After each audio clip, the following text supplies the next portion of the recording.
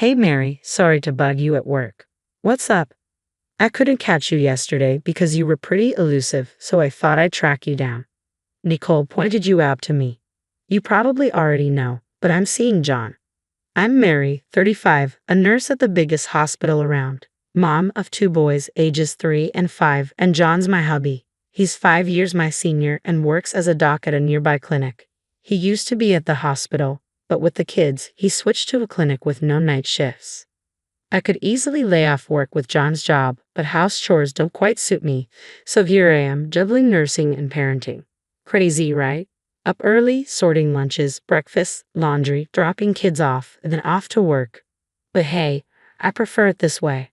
John, on the flip side, strolls into the clinic at 9, so he's a late riser.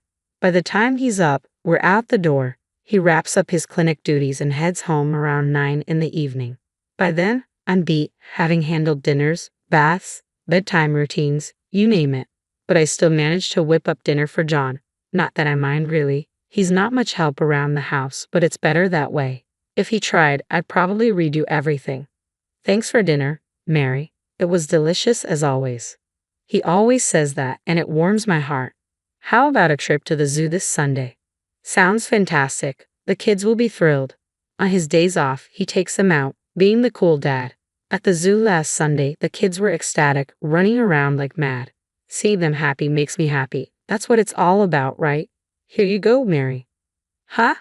He hands me a cute cell phone charm with a blue penguin on it. It matches the one on his phone. Then he shows me his phone, and there it is, the matching charm. I blushed a bit, feeling like we were back in high school, but it warmed my heart nonetheless. Thanks. It's a tad embarrassing, but I'm happy, I replied. You know, penguins are pretty loyal creatures. Some spend their whole lives with the same partner, John remarked, making me chuckle. I couldn't help but think perhaps we'd be like those penguins, sticking together through thick and thin, but who knows what the future holds. One day, I managed to leave work on time and rushed out of the hospital's bike parking lot, headed for the daycare. Are you Mary? An unfamiliar young woman approached me. Yes, that's me, I confirmed, curious. She introduced herself as Nicole, expressing her gratitude for John's support. Her sudden appearance caught me off guard. She was strikingly beautiful with long hair, not someone I knew well. Are you here for a checkup today? I asked, puzzled. No. Just passing by. Sorry if I startled you, Nicole explained before leaving. Her presence left me uneasy. What could she possibly want in the bike parking lot, meant only for hospital staff? That evening, I asked John about Nicole's visit. A woman named Nicole greeted you today at the hospital. Who is she? I inquired. Huh. She's a nurse at my clinic. I'll ask her next time, John replied, seeming surprised. His eagerness to end the conversation left me feeling distrustful. I encountered Nicole again about 2 weeks later, this time outside our house. It was when the daycare called, informing me that our eldest son had a fever and needed to be picked up. As I biked home with the kids, I spotted a figure waiting in front of our house. I immediately hit the brakes, pulling my bike to the side of the road. Though they were a bit distant, I could unmistakably recognize John and Nicole. I dialed John's number just to confirm. Hey Mary, what's up? I'm pretty swamped at work right now, he answered, even though he was clearly standing in front of our house. I'm sorry, our eldest son has a fever, so I'm heading home. Thought I'd let you know, I explained. Got it. I'll try to wrap up early today, he replied before hanging up. The two figures in front of our house then headed toward the clinic. I waited for a while before heading home. Luckily, despite the fever, my son seemed to be in good spirits, so there wasn't much cause for concern. But as they say, it's better to be vigilant. After ensuring he was settled with his favorite cartoon and some snacks, I took a moment to collect myself. The image of John and Nicole kept haunting me. I didn't want to entertain doubts, yet the suspicion of infidelity crept in, and I found myself gripping the penguin charm on my cell phone, as if seeking reassurance. In the evening, as promised, John rushed home and showed genuine concern for our son. He was such a devoted family man. Surely he couldn't be having an affair. At least, that's what I desperately wanted to believe. Mary, is something wrong? Did you notice something when you came home this afternoon? John asked, his demeanor uneasy. No, nothing. It just seemed like the chair was in a different position, I replied, feeling my suspicions growing stronger in the face of John's evident discomfort. I thought maybe you came home for lunch. No, I didn't come home. Maybe it's just your imagination, John chuckled, quickly diverting his attention to the newspaper. Just my imagination, huh? I let it slide for the moment but went to bed with an uneasy feeling, our conversation lingering in the air. The next day, our son's fever had subsided, so I dropped him off at daycare and returned to work. While busy at my job, the head nurse informed me of a visitor. Wondering who it could be, I headed to the designated lobby and found Nicole waiting there. Hello, Mary. Sorry for interrupting you at work, she greeted me. What can I do for you? I saw you hiding yesterday and thought I should say hi, so here I am, Nicole explained. I noticed her change in tone from our first meeting, now irritatingly flirtatious. Despite clearly being over 20, the way she spoke in public was rather off-putting. John doesn't like older women like you. He said he prefers young girls like me, so I was thinking it's probably best if you step aside. You get what I'm saying, right? Not really, I replied, puzzled. John and I are dating. You get it now. Look, here's the evidence, Nicole declared, opening her smartphone to show me a picture of them together in a hotel room, both wearing robes and looking content. Was his recent business trip a lie? Seeing my stern expression, Nicole smirked with satisfaction. Now you get it, right? Hurry up and get a divorce, old lady. Having said what she came to say, she cheerfully left the hospital, seemingly content with herself. I felt as though a decision was being pushed upon me, yet I had already resolved myself to it. There was no room for doubt. It was merely a matter of the moment arriving sooner than expected. Taking swift action, I informed the head nurse that I was feeling unwell and left work early, also requesting leave for the following day. Though she seemed puzzled by my sudden uplifted spirits, I managed to secure her approval and promptly headed towards my destination. The confrontation was set for tomorrow. The next day, I found myself seated in the director's office of the clinic where John worked, with my father, who also happened to be the director, sitting across from me. He scrutinized the photos and documents I had laid out on the desk, his expression grave. Yes, from the moment I first met Nicole, I had enlisted the services of a detective agency to investigate John's infidelity, aiming to dispel the unease I had been feeling. Fortunately, I had the means to do so. Regardless of the outcome, I viewed it as an investment in securing a positive future for my family and had commissioned a month-long investigation. Despite Nicole's limited contact, the evidence gathered over the past 2 weeks was damning. It revealed that she had accompanied John on his recent business trip, sharing the same room. Furthermore, even in their daily lives, they spent considerable time together. They had been meeting almost every day during the breaks between John's consultations, even at our own home. My father's expression soured, but he lifted his gaze with a determined look. Mary, what do you want to do? Consider the children and weigh your decision carefully, he urged. I'm filing for divorce, I replied resolutely. I empathized with my father's plight, but my resolve remained unshaken.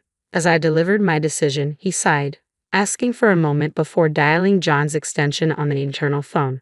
After a brief interval, John, oblivious to the situation, entered with a smile upon seeing me. Mary, you're here. Are you off work today? His smile faded as he noticed the spread of photos on the table, his face draining of color with each passing second. What is this? He stammered, his eyes fixed on the incriminating evidence before him. John, you've been having an affair with Nicole. With this much evidence, denial isn't an option. We're getting a divorce? I stated firmly. A divorce? Why? This was just a fling. What I value is you and our family, John protested, his voice tinged with desperation. Nicole came to disrupt my work, claiming you weren't interested in older women like me, I countered. That's not true. You're beautiful and you're not old, John interjected, bewildered. My father promptly called for Nicole, startling her. Doctor, you call for me. Nicole entered, visibly pleased to be personally summoned by the director, though her expression faltered upon noticing the tense atmosphere. Nicole, could you explain these pictures? My father inquired, gesturing towards the evidence on the table. Nicole's brows furrowed momentarily before she composed herself, wearing a smug smirk. I apologize, doctor. John and I are dating. Of course, I know about Mary, but I could support him as a housewife. This way, he can concentrate on his work and be a devoted father, Nicole declared confidently, seemingly mistaking my father for John's own. John, visibly shaken, appeared at a loss for words while my father turned to me with a solemn inquiry. Mary, have you decided to break up with John? I'll ensure you're compensated and will take good care of the children, so please don't worry. I couldn't help but chuckle at Nicole's dramatic speech, though she didn't seem amused. Instead, she appeared slightly irritated. It's not severance pay, it's alimony. And since I'll be the one raising the kids, I'll need child support from John. I clarified matter-of-factly. Well, that can't be helped, but I'm glad you agreed to the divorce. Now I can be with John, Nicole continued, seemingly on a roll.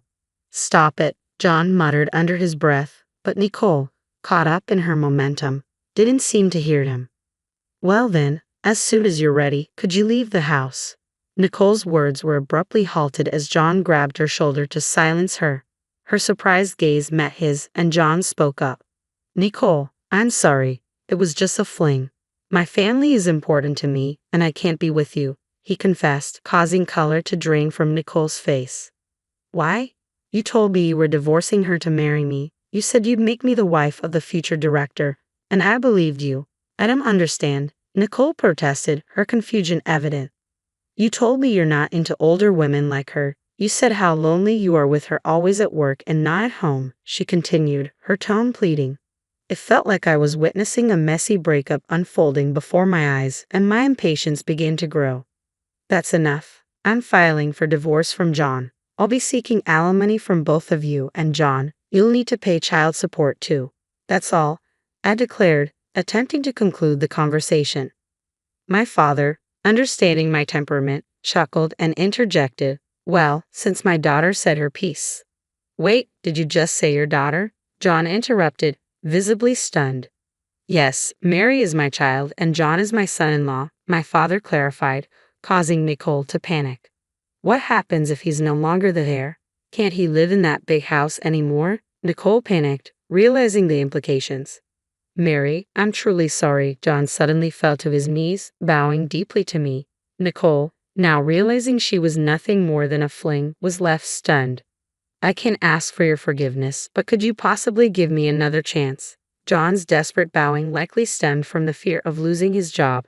However, no matter how deeply he bowed, I couldn't find it in me to forgive him. Besides the affair, there was another reason why forgiving John was impossible for me. That's impossible. Do you recognize this? I pulled out my cell phone and showed him the blue penguin charm. John's face paled, confirming his guilt. Yesterday, when John showed me the photo at the hospital, I had been elated. We had matching charms, and he had shared with me the significance of penguins mating for life. I cherished the blue penguin charm he had given me, but now I noticed something crucial. Nicole also had the light blue charm on her phone. Yes, Nicole confirmed. John bought it for me. Admitting defeat, John confessed to buying it. That's why it's impossible. We should break up. Nicole has the exact same one, not just a different color. That tells me enough about your feelings. I can't forgive you, no matter what. Please, Mary, John pleaded, but my father intervened, expressing his outrage at John's betrayal and Nicole's disruption of clinic discipline. As a clinic director, I must punish both of you, my father declared. Be prepared for that. I'm so sorry, but please let me keep my job, John pleaded. We'll go through lawyers from now on. You both can leave for today, and from tomorrow, you'll be on paid leave. You don't have to come to work. Wait, I don't understand, I interjected. John, you're a doctor. Can't you work elsewhere? Quit this small clinic and let's start over. Please, Nicole, let's break up, John added. I never imagined losing my family or happiness. Are you freaking serious? You deceived me. I lashed out, my father intervening to silence the bickering between John and Nicole. Despite John's past insistence that family was paramount, his actions had betrayed us. The thought of returning to the house where John and Nicole had apparently spent every day together filled me with dread. So, I requested to stay with my parents for a while, taking my children with me. Arriving at their house, a sense of relief washed over me. Exhaustion consumed me, and I fell into a deep sleep, only to awaken in pitch darkness. Startled, I checked the clock, realizing it was midnight. My cell phone was illuminated with numerous missed calls and text messages from John. I couldn't bear to hear his voice, so I read through his apologies and excuses for the affair. Among them, I found a plea for my father's intervention, claiming remorse. A cynical laugh escaped me. It seemed John's remorse was more about securing his position at the clinic. Fury and pity overwhelmed me, leading me to forcefully tear off the penguin charm from my cell phone and discard it. A wave of sadness engulfed me, tears flowing freely even in the dead of night. My mother, awakened by my sobs, offered her comforting presence, staying by my side throughout the night. Family's warmth enveloped me, and as I yearned to build a family like this, my tears continued to flow. The next morning, I awoke feeling lighter. Though my mother expressed concern, I've always been one to bounce back quickly. I had completely cut off all emotional ties with John. That very day, I met with a lawyer introduced by my father and swiftly arranged for alimony and child support. I left the rest to the lawyer and resumed my daily life. It took longer than expected, but eventually the lawyer informed me that the divorce was finalized. John had put up a fight, unwilling to let go of both the marriage and the clinic. However, he eventually agreed to a settlement after realizing he had little chance of winning in court. Once the divorce was finalized, Nicole and her parents discovered the news and pressured John into marrying her, citing our child. I had demanded substantial alimony, and John was left with almost no money after paying the lump sum for child support. Nicole was furious at the turn of events, neglecting housework, which led to constant arguments between them. The lawyer kept me informed of these developments. Moreover, although my father now ran a small clinic, he had a vast network from his previous role as a department head at a large hospital. News of John's situation spread quickly in the area, making it challenging for him to find employment as a doctor elsewhere. Whether he would leave town or find a different job was of little concern to me now. My father decided to rent out our former house to someone he knew, respecting my desire not to return there. I resolved to build a new home for my family of 3 with my own finances. Until then, I planned to stay at my parents' house to care for my children. Despite my young age, I jokingly mentioned to my parents that I wondered if there might be someone else out there for me. They laughed, teasing me about my impatience.